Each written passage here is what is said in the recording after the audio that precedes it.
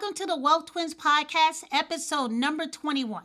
Today we're talking about the money rules we learned from our mother, and not only the ones she told us, but also what we saw her put into practice and what we learned from it.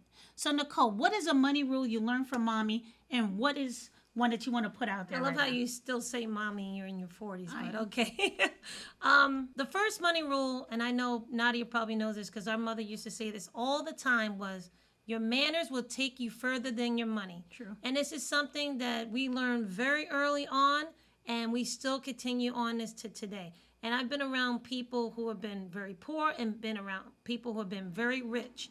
And the difference with each one of them is how they treated others, whether they had money or not. Yeah, I think now growing up, we didn't really have a chance. It was only manners because we had no money. But I think that forces you to really show what's of value to you because your money can be taken away anytime. And you know, money does not make the man and money does not make the woman. Manners and how you treat people is the real value, and that's your real worth. And that's what's going to show and reflect to the rest of the world. People can't see your money. They can see how you are as an individual. Yeah, you know, I was thinking about this, and I remember recently I was part of a mom's group, right? And the moms all have different careers and stuff, different money backgrounds. And it's one of them that gets so much respect from the group. And she's not the wealthiest one. But I'm telling you, so many people will drop what they're doing and help this woman out and give her anything that she needs because of the connection she's made and the relationship she's made by just being a nice person and being of service to others. And it has nothing to do with money. And I see that. I said, that woman will never go hungry. That woman will never have a problem of finding a place to stay or anything that has to be done with her children because she's made those connections as being a genuine person, and it has nothing to do with money. I agree. Now, the next money rule I had was that she said, always have a way to get back home. Make sure you had enough money in your pocket or somehow making sure that you had enough to get back home. Now, I guess the reason why she said that is if you're hanging out with your friends, and especially when you're young or even when you're older, let's say you have a disagreement with someone who is driving and you're like, you know what, I'm stranded. In order for you not to be stranded, you want to be able to be independent, have enough money to get home. Now, before it was me carrying a couple of dollars in my pocket, making sure I can always get back on the subway or get back on the train. But now it's a lot easier. You just got to make sure you're able to catch an Uber and pay for that Uber. That makes sure that you're independent and it doesn't put so much control in another person's hands over basically how you live your life and how you're acting around them because they can treat you any way they want. I think this is especially important when it comes to women. I guess what she was saying with that was that always have an exit plan, right? You can't have someone who has so much control over your life that you become so dependent that you can't do anything about your situation. Yeah. Again, so this is just always having an exit plan. So this could be transportation, but we could take this even a step further. Yeah. No matter what. Always have the skills to get yourself out of the situation. Always have some money tucked aside to get yourself out of a situation. Never let your current circumstances keep you in a place that is not healthy for you or that can be harmful for you. So I think that's what you were saying. Yeah, I think it also stems from the fact that she didn't drive. So she probably found herself in this situation a lot more often than we did. So she said, you know what, I learned this lesson. Don't let anybody have that much control over you where it comes to you. I mean, also, she was older. And you're going back in time when women just didn't have those type of rights. Yeah. But if you were able to have some way of getting some access to some type of money so that you always had a way out, that's something, especially she had more girls than she had boys. Exactly. We're last out of 6. And she got out of a marriage that wasn't healthy for her, too. So I think she took that in more ways than one. A lot of things our mother taught us were based on her experiences and not reading out of a book. Exactly. Okay, so she was wise in terms of the amount of experiences that she had and took lessons from that. And I think that's something everyone should do. When you learn a lesson, a life lesson, don't keep repeating it. Yeah, learn the lesson, okay? Don't let life pass you by without learning lessons because you're going to doom to repeat those things. So if you have a negative experience, a positive experience, learn from it. Yeah. So what's another rule? I would say another rule that our mother taught us, and she didn't exactly say it, was that education really is the key. Now, she said this by actions, I would say. Yeah. You know, because like Nadia was saying, we didn't grow with much money, and our mother worked 7 days a week for the majority of the time, but she did not allow us, when Nadia and I became 14 or so, we wanted to get our own jobs to help out paying the bills. And she said no. And we were like, why? Both of us can work. We could go to school. There shouldn't be an issue. And she You said make it no. a lot easier on her, too. She said, I want you to focus on your education, right? And it took me a while, and it's probably when we decided to do this podcast, I thought about it and said, why? Because she actually knew that long-term money plans and money goals were better than short-term money plans, okay? Yes, it would be a quick fix to fix the money issue by getting a job, but in the long run, it wouldn't help us, and it wouldn't get us to where she actually wanted us to go, which was to really get out of our neighborhood, get out of that situation. So she was being a teammate and a team player who took on more responsibility so that she can help us get out of our situation. I agree. And I think that is short-term money is not as important as long-term money. And this is something I try to teach my kids. It's something I try to teach my nieces and nephews. It's all about, they always want to get a job first because they think, oh, this is the way I'm going to get those clothes that you won't allow me to get, or those sneakers. Yeah. Or you never know what that impact is going to be later on down the line. Yeah, you might get so caught up in that job that you might forget about your long-term plans. And I've seen that happen over and over again. And they always have wishful promises, wishful thinking. I'll go back. I'll go back to school. I'm going to take a year off. And, more likely than not, it doesn't happen. And I know many people here that are watching us, you might be first generation, are able to have used education to better your life and better your family's lives. But it's because someone, your parent or someone, decided to take the hit and allowed you to focus on your education rather than get that job to make the short-term money. So they did that short-term suffering so that we can benefit from it later on. And I think that's something I learned from Mommy. I agree. And if you want to take it a step further, when we got into college, we did the work-study program, so we didn't have to put our college bills on our mother.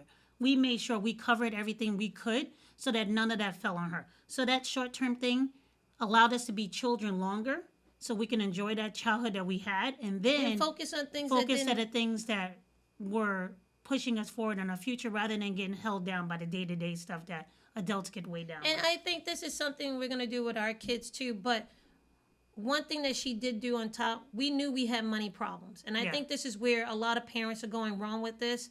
I know a lot of parents want to do so much for their kids, especially when you knew how hard life was before and you don't want that same life for your children. The thing is, you have to let them know about the sacrifice. If not, they can get a sense of entitlement.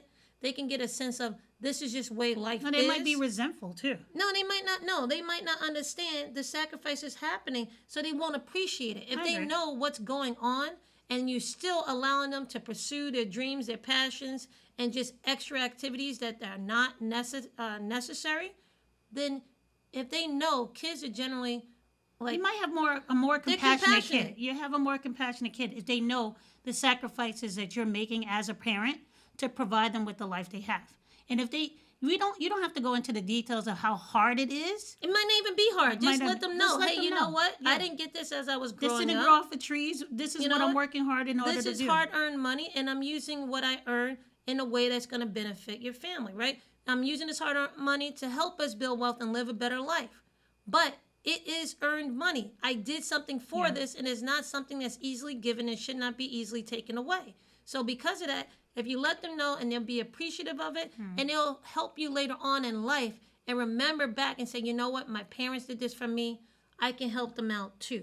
But if it's a sense of entitlement, I think kids just it's going to be I think that's anyone. It's not kids. If you don't let someone know that you're going through financial struggles or what you're doing. Forget about financial struggles. What you're doing in order to give them something, I think that might build a sense of entitlement. But if you let people know, or you don't have to let them know everything, but it makes them a more compassionate person. Now, it doesn't make them. I don't want you to make the kids feel guilty or anybody that you're helping feel guilty, but just let them know, hey. But you made a point about being a team player, and I think that comes into it. If you look at your family as a team, sometimes one person has to sacrifice more so someone else might get up. And if you're not just looking at parent-child dynamic, you can also look at this as a couple dynamic. Maybe at one point, you and your spouse are trying to do something together and someone has to take a bigger workload or put in more effort to help that person maybe complete school, maybe be able to work those extra new skills, get a new position. Maybe they need to put those extra hours in at work in order to get that promotion, but you got to take on more of the work at home or making sure everything's getting done while they're pursuing that journey. That's a team player. That is you saying, you know what? If we're trying to make this life work together, this is a partnership. This is something I'm willing to do right now so that we'll both benefit in the future. That is something that can actually happen between couples too. It doesn't actually have to happen only between a parent and a child. I mean, okay, so this is going back to something we learned from our mother in terms of what we saw versus what she said, right? Okay. Our mother tried to be a team player with our father, and it didn't happen. And we saw you can't be a team player with a person don't play on a team. Yeah, but with that, you see, when someone is too individualistic in that setting and doesn't understand that the family is its own Comes team, first, yeah. and the family should come first, there's issues. And one of the biggest reasons for people getting divorced is because of money issues. And I think it's because they're not on the same page as in terms of what the goals are for each other, how they can help each other have goals and complete those goals, and also what is the family, the goal as a family. There's too many individualistic thinking going on. Both the man and the woman are probably going to have careers, right? But it doesn't mean that you can't be a team and actually, build together. So here's the thing. When it comes to marriage, I've been married almost 15 years. 13 years. Yeah, so with that, I can tell you, if you're not married or if you even tried it before, after a certain point, it has to be more than love that's going to keep you together. So when I hear these women who are not married and these guys that are not married, they're looking for these long-term 40-year marriages and stuff like that. They're looking at it as if it's just a love thing. It's more of a respect thing. It's a team thing. Yeah. It's a contract. And you have to have common life goals. Yeah, you have to have those conversations before. It's not about what your favorite color is. That's after the first date. It's about what is your plan when it comes to money and how can I help you and how you can help me. And those things people don't want to admit. It has so much more to do outside of love to stay married and be a successful couple and a successful family that builds wealth, that you have to understand that. Now, I know this whole big thing about 50-50. Well, I would tell you, when I first started dating my husband and we were talking about marriage, he's like, I have all these projects that I want to do with you. And he was talking about these life goals, these projects, like we're knocking them off. It's because we looked at it as a team, and these are the things we want to accomplish, and these are things that we had the same level of thinking on. And they were mutual understandings. Like, this is what we're going to do together. Even if I may not like you for an entire year, this is what we signed up for. Yep. And it's because of those projects. That goes back to, this is something she definitely said, so don't get offended, but she said, I could be broke by myself. I agree. Okay. Now, again, it has to do with money, because you got to play your part in terms of what to do with money, but it's about having those goals, having those projects. If the person does not want to build with you, or they have no idea of what it means to even try to build, and there's no projects, and they're just out here looking cute, let them go. Let them go, right? I could be broke by myself. So this is a big thing people need to understand. And when it comes to that, I want to bring up this 50-50 thing that I'm hearing on social media. I don't even know about it. So let me tell you what it's about. And for those that don't know, it seems, and I could be wrong too, but a lot of men now are asking for women to pay 50-50 when they go on dates, and just in general when they do excursions and things like that when they're dating. Now I will let you know, things are expensive out here, and dating is not. It can be a necessity, but you also don't have to be expensive. I say whoever asked you on the date, whoever asked for the date should be the one paying. But no, but I also think if you're on a date, you should offer to pay, and the guy doesn't have to take it. But I'm old school. I feel like the guy should be the one paying most of the time. But do you understand that 50-50? I know I'm going to get a little bit of flack for that. The women don't even want to even ask can I help out on the bill? They want 100%. If a man comes straight out his mouth and says, let's go 50-50 on this date, why would I do that? Okay, so here's different circumstances. When I first met my husband, he was in school at the time, and I was already working. I wanted to go out. I wanted to explore the city. That's a different dynamic. No, but see, that's the thing. The things are different.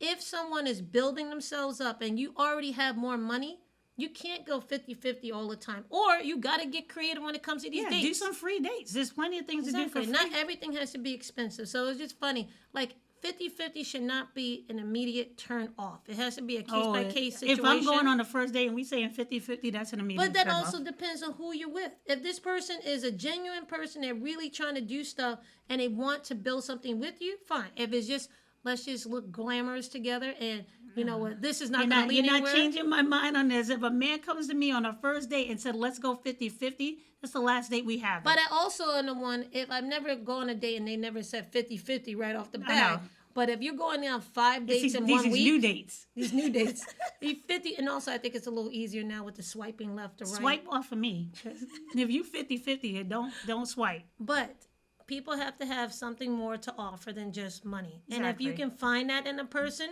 then once in a while you can say, I will pay for this date. But also don't take advantage of it either. Don't Yeah, get if out you there and see do that someone has spas. paid for a date a couple of times, you are obligated, and You're not not obligated. obligated. You should, as a decent person, offer to pay for a couple of dates. Like, make it even, but not the 50-50. And after you start dating for a while and you've been together, it's eventually going to be 50-50.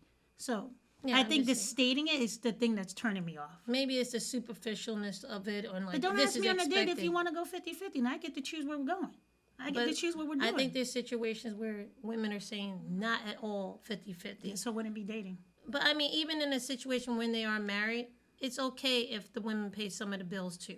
You know, it's a burden on a person to pay. I agree. But you also know from when you marry that person, you know what you bought. Yep. Don't go in there with your eyes shut. You know what you bought. On you either know what end, you know what type of women you marry, you know yeah. what type of man you marry. Exactly. Okay, so that was it. You could be broke by yourself, but also you can't give somebody a But chance. the thing is, also, if you're broke and someone else is broke and you're trying to build something, If you're both broke. and you're trying to like start off in your careers and start off in your journey, it's okay for you to be broke. But you also don't have to have plans to stay there, right? You have to bring each That's other what I up. was saying. That's for me. You have to build as a team. Yep. You know, it has to be more than just superficial. That's where I'm going with this. Say another rule was, and this is old school, like our mother passed over 20 years ago. I'd say if you're paying in cash, hand the cashier the cash in their hand, and then make sure they hand you the cash back and the change back. She used to get so mad when they put the change on the counter, or the people who are paying the cash put it on the counter. That was considered a sign of disrespect, and it would be rude. People might say, oh, cash is dirty. If you're paying the cash, as a sign of respect, put the money in the person's hand and expect the money to come back in your hand. I've always done it, and I still do it. Like, I try not to get offended as much, but I think it's a sign of respect, and that's one rule that I I mean, learned that's the from whole thing. It's about be respectful, no matter what, especially when it comes in terms of money. Be respectful. Yeah. What else did you? What other money rule did you might have that she taught you by? Because actions, I would tell you, actions speak louder than words. And when it comes to your children, even if you're not saying anything, they are watching what you're doing. So you got to be careful of what lessons are being taught based on what your actions are. I would say get a bank account. Taxes. What about taxes? Well, yeah, taxes too. I remember my mother used to say, the government don't care about me. I'm just some poor black lady. The government cared, okay? And it came after her. And we went through, excuse me, we went through a tough time when it came to start collecting taxes. And my thing is, I learned, I pay my taxes every year. I do my taxes because I remember how hard it was to deal with that. Now, she could have spoke up to other people and get help with trying to work those numbers out, but pay your taxes, okay? They don't care. They will come after you, okay? No matter, it might take longer, but they will eventually find you. So that's one lesson I learned. Pay your taxes. Make sure they're paid on time. Let's move forward. You look at paying taxes as part of doing business, part of being a U.S. citizen. It is what it is. You can work on ways to lower those taxes, but it's something we all do, and that's one thing I learned. Yep, based on actions. Pay your taxes, okay? Yep. Now, I would say in terms of education, how she stressed education is important in getting out the situation.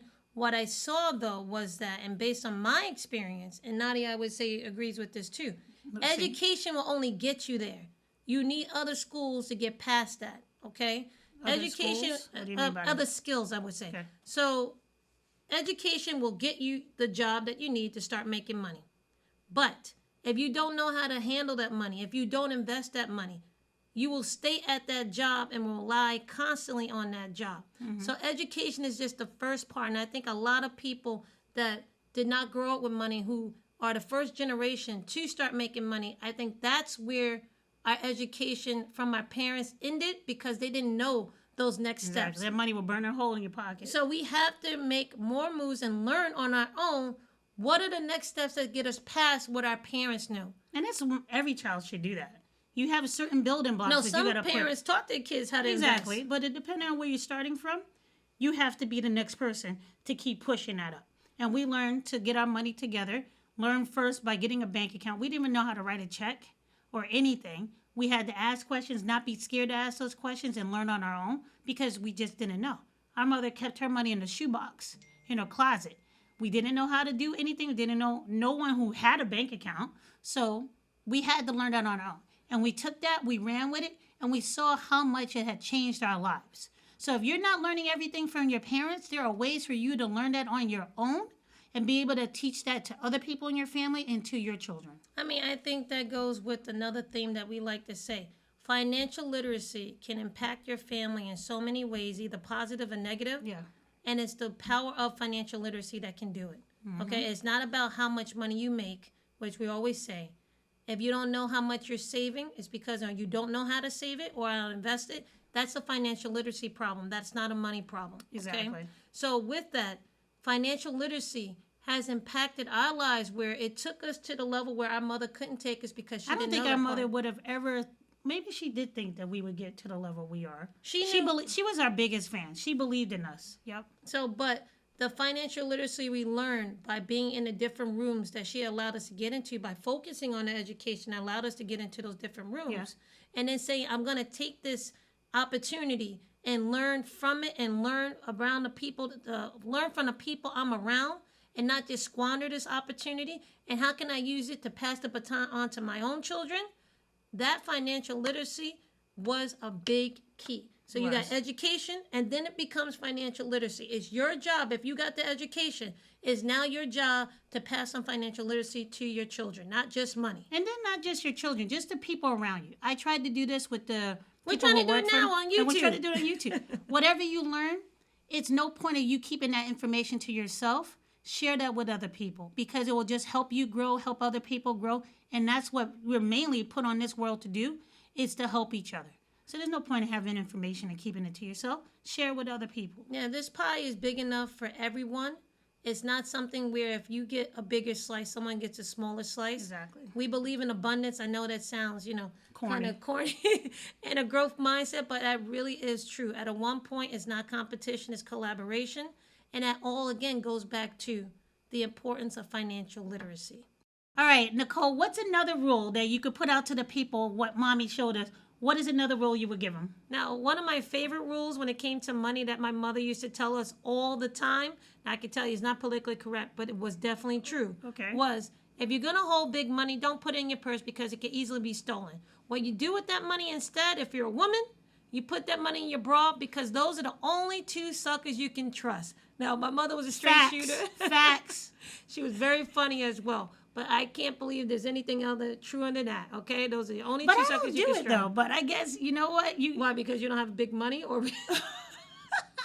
You guys for watching. We're together. We hope to see you soon. Make sure you subscribe to the channel. And if you haven't done so yet, make sure you sign up for our newsletter called The Wealth Pack. It's free, and we teach financial information that we can't share here on YouTube because the algorithm won't pick it up. But make sure the link is in the description for you to join. And just like any other pack, we make sure no one's left behind. Yeah, because we know financial literacy is the key, and we know that it can be helpful to anyone and everyone. So that's why we're doing this. So guys, have a great day, and we'll see you in the next one.